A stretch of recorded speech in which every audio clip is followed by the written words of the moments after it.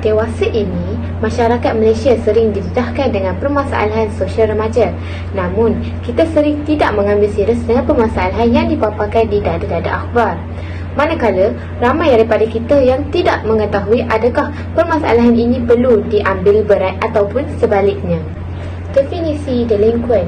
Delinquent berasal daripada bahasa Inggeris iaitu delinquent yang berasal daripada bahasa Latin delinquere yang bererti terabai, mengabai yang kemudiannya diperluaskan artinya menjadi jahat, antisosial, jenayah dan tidak dapat diperbaiki lagi. Delinquent merupakan satu konsep yang masih kabur dan mempunyai banyak pengertian.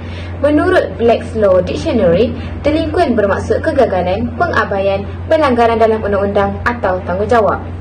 Konsep delinquent. Delinquent dapat diartikan sebagai seorang juvenil yang telah terpesong daripada norma sosial dan moral dalam sesebuah masyarakat. Kenakalan yang dimaksudkan dengan delinquency bukanlah merujuk kepada sesuatu perkara yang biasa sehingga dapat diterima oleh masyarakat. Begitu sahaja, namun adalah satu fenomena yang sangat kompleks. Delinquent tidak boleh disalah artikan dengan kejahatan yang biasa dilakukan oleh orang dewasa. Sebagai contoh, sekiranya seorang juwana melakukan perbuatan mencuri, ianya disebut sebagai delinquent dan bukannya jenayah. Namun, sekiranya seorang dewasa yang melebihi had umur 18 tahun mencuri, ianya dikatakan sebagai jenayah. Klasifikasi kumpulan juvenil. Kumpulan juvenil terbahagi kepada 4. Yang pertama ialah kumpulan delinquent yang terdedah. Kumpulan remaja ini terbiar kerana permasalahan dalam keluarga, di bawah sekolah dan kadang-kadang pernah dihantar ke pusat pemulihan akhlak.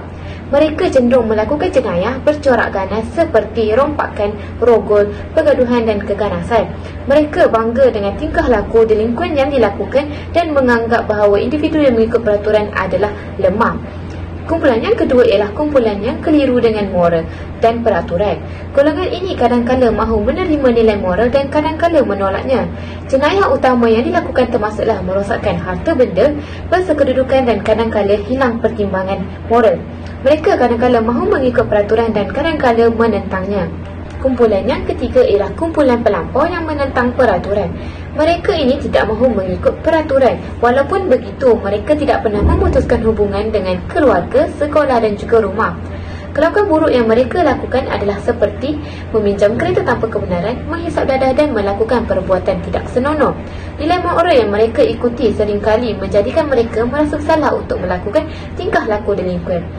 Kumpulan yang keempat ialah kumpulan remaja berkelakuan bukan seperti delinquent. Mereka ini masih mengekalkan hubungan dengan keluarga, sekolah dan menerima masyarakat. Kawan-kawan mereka juga bukan dari golongan delinquent. Mereka adalah seorang yang bermoral tinggi dan selalu mempunyai perasaan bersalah dalam melanggar peraturan. Mereka sering melakukan kesalahan seperti menipu semasa ujian, mengambil buah-buahan tanpa membayar dan sebagainya. Jenis delinquent juvenil. Yang pertama, delinquent jenis tidak agresif. Perlakuan ini terdiri daripada penyalahgunaan dadah, minum minuman keras, menghisap ganja, dadah, melacur dan sebagainya. Yang kedua ialah delinquency jenis agresif. Delinquency ini terbahagi kepada dua jenis keganasan, iaitu keganasan harta benda seperti merompak, menyamun, vandalism dan sebagainya. Bagi kategori yang kedua ialah keganasan fizikal seperti membunuh, merogol, bergaduh, gangsterism, peras ugut dan sebagainya. Kesimpulannya, delinquent ialah satu pelanggaran, serangan, kesalahan atau kejahatan yang melawan undang-undang yang sah, khususnya dilakukan oleh anak muda yang belum dewasa. Melakukan satu kesalahan tingkah laku yang melibatkan pelanggaran undang-undang sesuatu negeri atau negara dan menyebabkan seseorang itu dikatakan sebagai melakukan delinquent.